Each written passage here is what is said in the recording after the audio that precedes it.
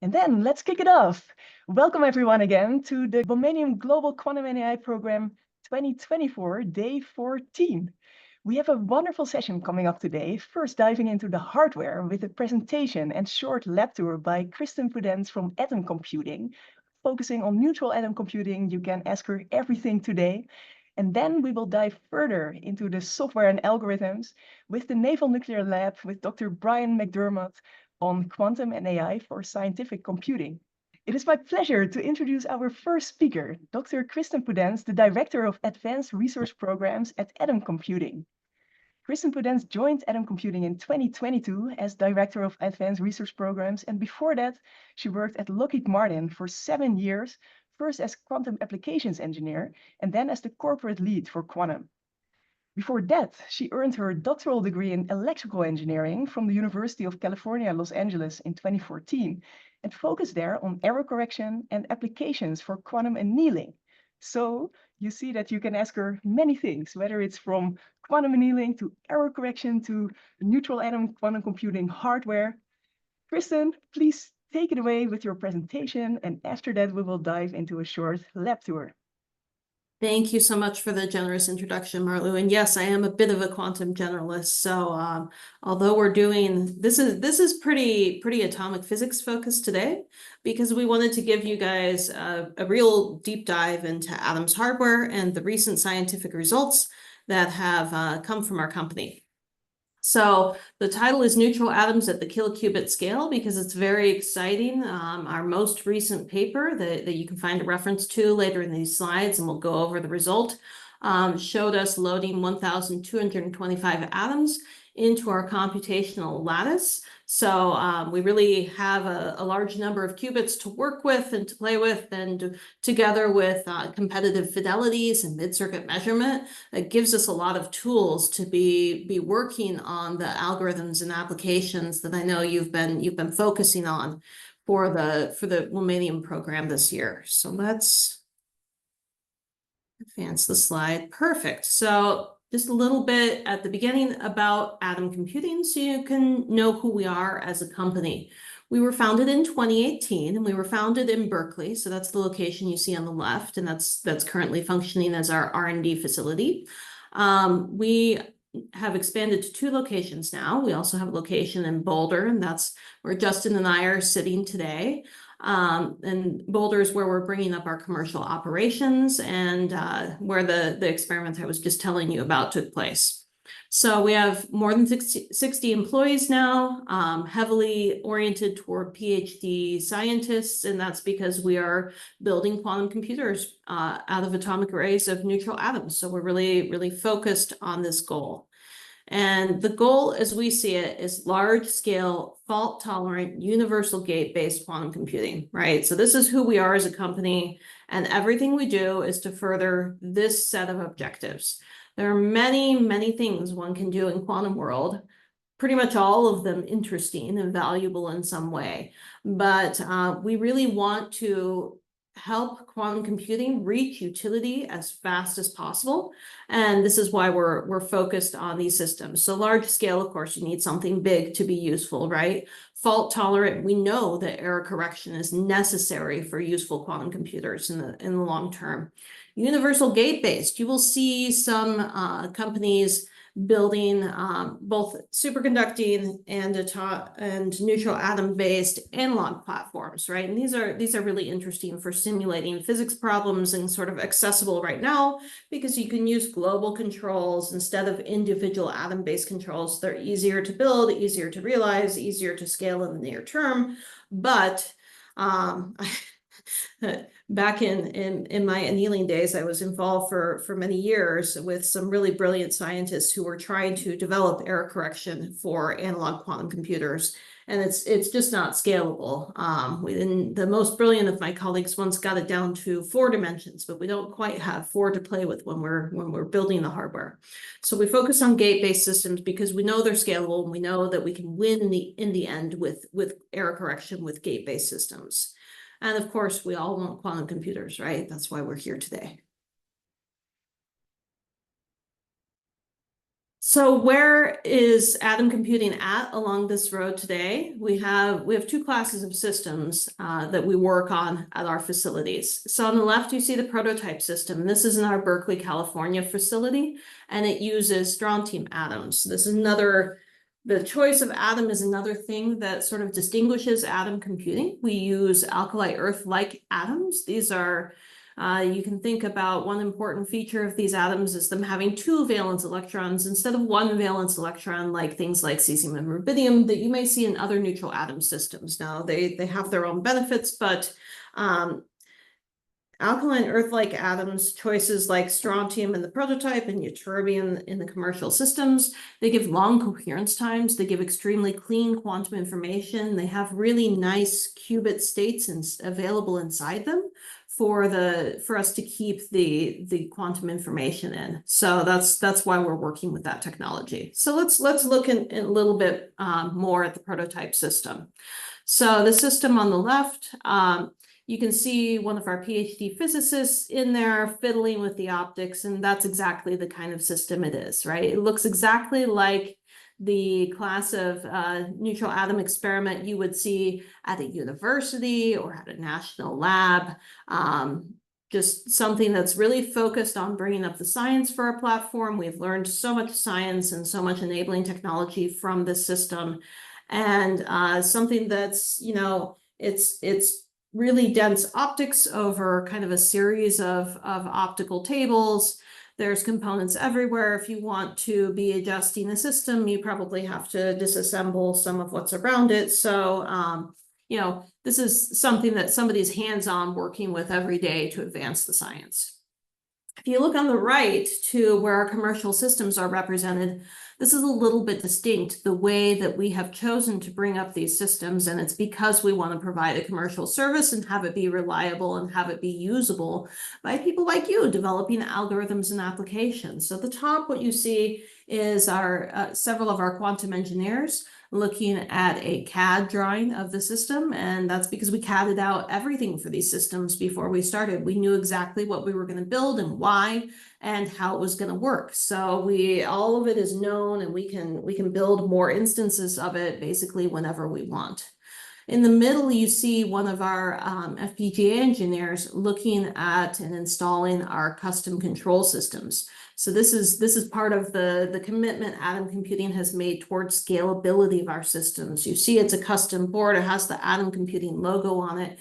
And the purpose of these boards is to put really high throughput or controllable RF signals that, you can do anything you want with the pulse to be able to realize quantum computing with our laser control systems that actually interact with the atoms. And we can put multiple of these cards. We're actually already ready to sort of scale to the next order of magnitude with the control system technology that we have today. So it's really compact, and it's really efficient, it's really focused on delivering what we need to neutral atoms. And then on the bottom, if you look closely, there's another photo of optics, right? But if you look really closely at this photo, you can see how it's different. First of all, there's nobody in the frame fiddling with it, and that's because nobody really does fiddle with the optics while they're in the quantum computing assembly in the rooms in Boulder, right? So, and if you look at the holes on the breadboard, you'll see they're not just a square grid. You've got a custom arrangement of them. That's because these are custom breadboards, custom components, ordered to specification for exactly those CAD models that you see at the top. So what we do is we take these systems and we build these optical subsystems off on the side. We take them and we install them in the room with the quantum computer. If we need to adjust one, we build the new system on the side, and we can swap it out in a couple of hours. So this is reliability, this is uptime, this is being able to do multiple things on the system at once without disturbing the others while you're working on the one. It's extremely valuable for both scientific progress and commercial operations. So we're really proud of the engineering professionalism that has gone into developing the commercial systems. And of course, we're working with ytterbium atoms. This is really cutting edge for neutral atom systems, and we've demonstrated several scientific results with this platform that I'll show you in a moment here. But first, let's take a little detour into kind of how a neutral atom quantum computer works. I don't know if you guys have seen a presentation on neutral atoms yet, but I'll just give you a short refresher, just so everybody has the context to understand the scientific results that I'll be presenting today. So first, if you want to make a quantum computer out of atoms, you have to get some atoms, right? So where do we get them from? Look at the leftmost picture. If you look on the bottom left, there's that red spot represents a sample of ytterbium metal that's in the oven. So a stream of hot atoms comes out of that oven. And then it goes through a series of two magneto-optical traps. Those are the circles there. And once it's slowed down into a cloud of cold atoms, you look at this vertical conveyor belt that's an optical conveyor belt basically that delivers them up to the science chamber where we can manipulate them and do quantum computation with them. So what is this quantum computation? Well, we put them in a square lattice array of traps, and you can see that represented in the middle box here. And then we shoot, so that's a 2D lattice. How we trap them is with laser tweezers. So a laser tweezer is just a laser beam focused down to a point.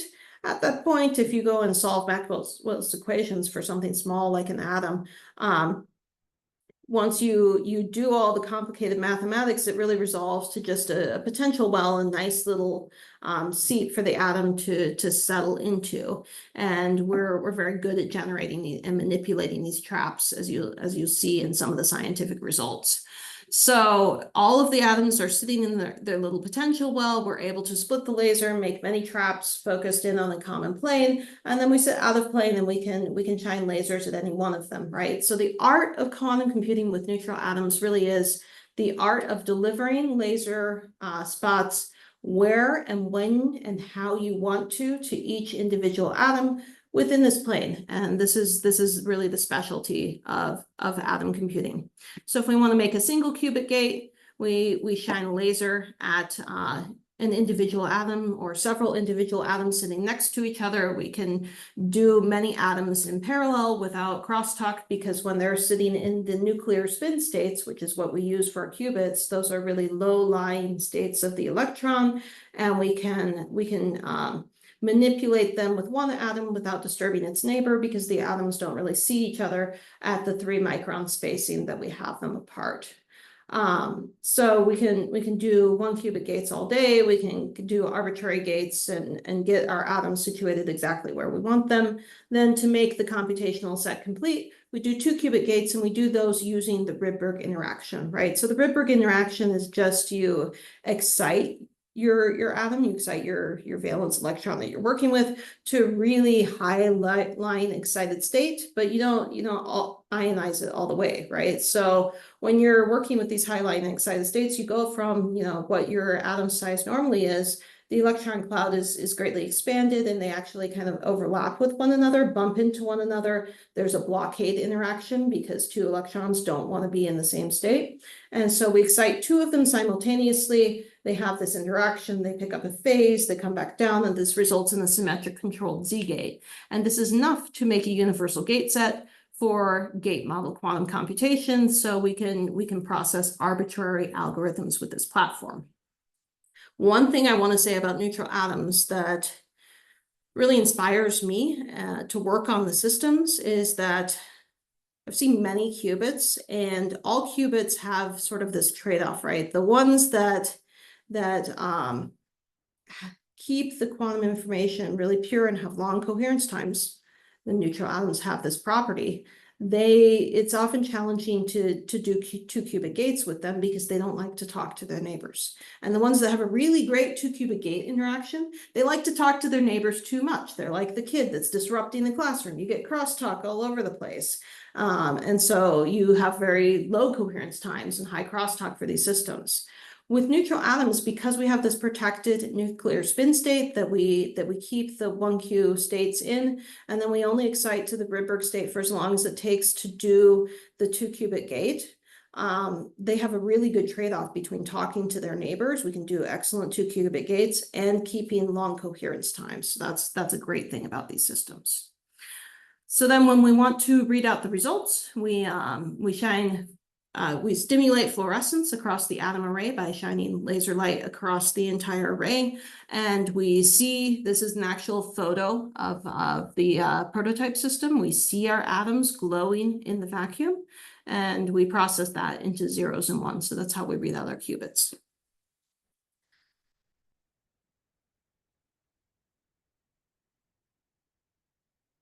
Okay, so now I'd like to move into kind of taking you through some recent scientific results from atom computing. So the first one is mid-circuit measurement. And to talk about mid-circuit measurement, we need to go one level deeper into how readout works in our systems, right? So this is a more specific picture taken from the paper cited at the bottom of the slide about how readout works in our systems. And so you can see the atoms sitting in the middle there, right? And then above and below them, they're the microscope objectives. So what we really do in order to deliver laser light to the atoms is we generate at a reasonable scale a pattern of light that's then projected down onto the atomic scale by these microscope objectives. So these microscopes are very important to us. The blue trapping light that you see is generating all these laser tweezers that are holding the atoms. And the purple hiding light we'll come to in a moment. And then on the bottom, you see this green light going in, the Raman light. And that's the stimulated fluorescence light I was telling you about that enables us to do readout. And you can see that that's actually going through a hole in the objective. So things that we want to project many spots, like the traps, they go through the lens. Things that we want to talk to all the atoms in the array, they actually go through a hole in the lens so they can just shine on everything. So that's how we do readout of the atoms, and we can do it state selectively is really what this is showing. And if you want real gory details about how we do it state selectively, you should read the paper. But what you see on the bottom is we were working with an array of 30 qubits for this result. And you see that about half of them are in 0 and half of them are in 1, and we can resolve them state selectively. This is also an interesting thing if you're thinking about sort of applications, development, or error correction, getting information out of the machine. A special thing about readout for atom computing systems is that the readout is non-destructive. That is, we don't shine the laser light so strongly that we blow the atoms out of their traps every time we read them out. So one of the things that means, there's a few things that means. One thing it means is we can reuse the atoms without, reloading an array every time we want to take a shot. So that's nice, and that's nice for shot rate. But here what it means is that we can measure zeros and we can measure ones in sequence, and we can look at sort of both sets of atoms. And then if one doesn't show up in either sequence, then we know it was lost. And that's one form of error that we have in neutral atom quantum computers. No matter how good your vacuum is, you can have a stray atom bouncing around in it and knock an atom out of the array. And this doesn't happen to us all the time, but it does happen, with enough frequency that we treat it as an error. So we can detect these things too. We learn a lot from our readout. All right. So what's this result really about, though? It's about mid-circuit measurement. So now we're going to talk about that purple hiding light that you see coming in from the top. And the hiding light we project onto an arbitrary array of atoms. Remember how I was saying it's our specialty to pick and choose which atoms see laser light and how they see it? So in this case, we chose a checkerboard pattern because we wanted to really demonstrate that we could read out atoms that were right next to their neighbors without messing up those neighbors too much. And that's exactly what we did. So what you can see the atomic level diagram sort of on top, that's the readout for both atoms. When the hiding light hits an atom, you can see what happens at top right. It actually pushes on the atomic levels that usually we would use for the stimulated fluorescence, pushes those transitions out of resonance with the readout light, and therefore those atoms are hidden, and we will not see them when we do mid-circuit measurement. So we measure all the other atoms, we get less than 1% error on the data qubits, and we show we can do mid-circuit measurement on our system sort of repeatedly and arbitrarily. And this is a big deal for neutral atom systems. People have built entire arrays out of two kinds of atoms just to show that they can read one kind of atom while the other kind of atom is ineffective. We can do this all with one kind of atom and pick and choose arbitrarily which ones we want. So this is a powerful tool both for error correction and for feed-forward algorithms, right? You can, if you're designing an algorithm, you can know that you have the tool to read out some of the atoms and feed forward the results and have that affect the rest of the quantum computation. Neutral atom systems operate at a reasonable speed for this to be possible with the complementary classical computation too. So when you think about tools that you have, this is an important one. All right, so then you want to do something with this, right? And what we did is conditional reloading.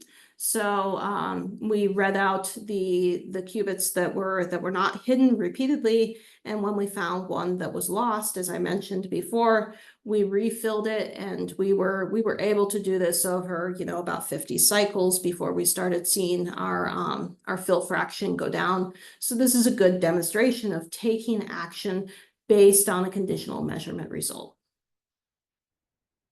Okay, so that's one tool that we have. Another tool that we have in our systems is competitive gate fidelity, and this is actually a sneak peek. This is not published work yet, but it is work we are releasing to the community to sort of show progress in our systems. So we've demonstrated on our systems 1Q gate fidelity of 99.89% and a 2Q gate fidelity of 99.4%. And we do this sort of really rigorously and scientifically through randomized benchmarking, our randomized benchmarking routine. We can take it apart and sort of see the different pieces and tune up our gates that way. So that's kind of what all of this is showing. But really the point of this slide, and I'm going to move on quickly because I've been talking about this stuff for a while. We can really talk for some time about it. That is that we have competitive gate fidelities to go with the large quantities of qubits that we have in our system to make them usable for quantum computation, right? So now let's talk about all these qubits, right? So we've got many atom traps, and let's talk about how we generate those. There are a couple of ways to generate many traps for atoms. So the first way, and the way that is most common, you'll see in most experiments, is tweezer arrays. So this is exactly what I was telling you about earlier. You take a laser beam, you break it up into many component beams, you focus them all down to a common plane, and then you have many tweezers, many little potential wells for your atoms to sit in. But there's another way to get many potential wells in a lattice structure, and that's an optical lattice. So that's making an optical cavity. And when we talk about making an optical cavity, what optics people actually mean is that they set up mirrors in such a way that light bounces back and forth many times, reinforces itself, and sort of the regular structure of the laser light that develops has many potential wells, in this case, for atoms to sit in. And this is a powerful tool for us. It allows us to make really deep traps. Really deep traps usually requires more powerful laser light in the spots. And so the deep traps in this case, we do by using the laser light to reinforce itself many times. And we can do it with less overall laser power than it would take to make deep traps in the tweezer arrays. Now, deep traps are particularly useful for imaging and readout. So remember, I told you that if you shine too much laser light to readout, that you blow the atoms out of their traps, and we don't want to do that. We want to be able to reuse our atoms. But the other thing that you have to balance against is if you shine less powerful laser light, that's less photons. This is a slower rate of photons hitting the atom, and it's a slower rate of you getting photons back from the atom, and it's a slower measurement. So we try to balance these two things, and the optical lattice is a neat trick to get deep traps to do faster readout that still keeps the atoms around, and we will need both for this result that I'm about to show you. So we use both methods in our systems. And I'll show you how that helps us to load more than 1,000 atoms into our traps. Okay, so there's a cycle here where we get atoms and we keep loading them, and there's some traps handoffs involved, and we rearrange the atoms. And the cycle is what allows us to load the traps. And what you should think about that we're trying to do with this cycle is we're trying to be on the winning side of a differential equation. There's essentially a differential equation that governs how many atoms you can have in a continuously loaded neutral atom system. And the things that feed into the differential equation are how fast do you lose the atoms out of the traps, and how fast can you load them back in, and how reliably can you reload them back in, right? So if your rate of atom reloading exceeds the rate of atom loss, then you win and you're able to have a stable array of many, many qubits, and that's what we've demonstrated in this paper. Okay, so first we want to fill up the reservoir. So we've got these remember we talked about the magneto-optical trap and the optical conveyor belts that goes up to the science chamber, and I kind of waved my hands about that before, but let me tell you here exactly where it lands. It lands in a reservoir. So you see these 2 rows of atoms at the side, that's a reservoir, and it's really just a landing spot for the atoms. And what that gives us is a set of atoms and traps that we can grab and use to load the computational array. The next thing we do is the atoms that are already in the computational array, we transfer them from the tweezers to the lattice traps, to these deep traps, and we take a picture of exactly where all the atoms are. And the reason we do this is so we can know where to put the atoms that are now in the reservoir to continue loading the computational array. So after we take the picture, we transfer the atoms in the lattice back to the tweezers, and then all the atoms are in tweezers, right? The ones in the reservoir that that are new atoms that we're gonna refresh the array with, and the ones in the array. And we have one set of movable optical tweezers, so we use that to drag and drop and put atoms exactly where we want, and then we know that we've filled all the spots in the array that need filling, or at least to the extent that we can, because the array is much larger than the reservoir, right? And then we're getting, at the same time we're doing this, we're getting ready for the next set of atoms that we will be reloading, because we have to be continuously reloading to satisfy this differential equation. Continuous reloading is another capability that's really special to atom computing that we've worked hard to develop. You will not see all neutral atom labs have this capability. So then we're able to do this full cycle, right? And here's the payoff at the top right. I hope it transfers well over the Zoom link, but because that is a video of 1,225 atoms being filled and loaded and maintained in our computational array. So if you look on the left side of the video, you can see the reservoir sort of blinking on and off, right? Because we're always putting atoms into there and then taking them out and putting them over in the computational array. And how we get this video is, remember, we took a picture every time so we would know where to put the atoms. We just put all those pictures together, and then you get this video. So there's our 1,225 atoms. At the bottom, you can just kind of see some data to support that over many, many, many computational cycles, more than 1,000 loading cycles, we are able to maintain a filled fraction of atoms. So we're able to continuously maintain this array and maintain this number of qubits in our system.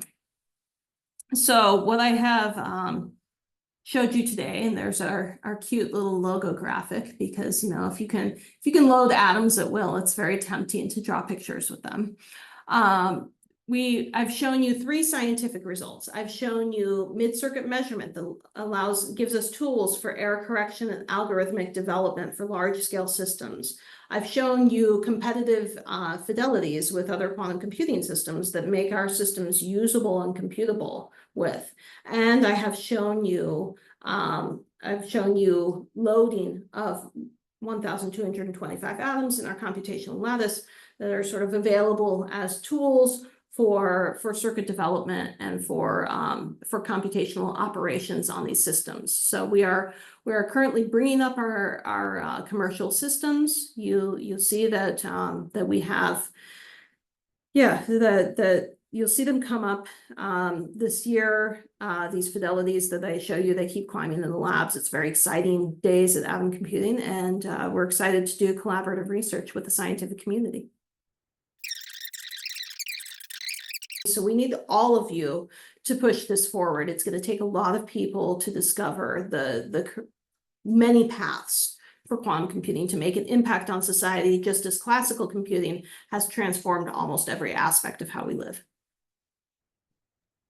Fantastic. And let those be the final words of this first part of the session, the presentation and lecture with atom computing. We need everyone in this field. And if you see how classical computing has pushed and changed the society, what will be ahead for quantum computing?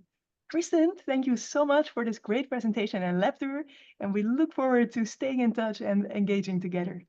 Thank you for the invitation. This was fun.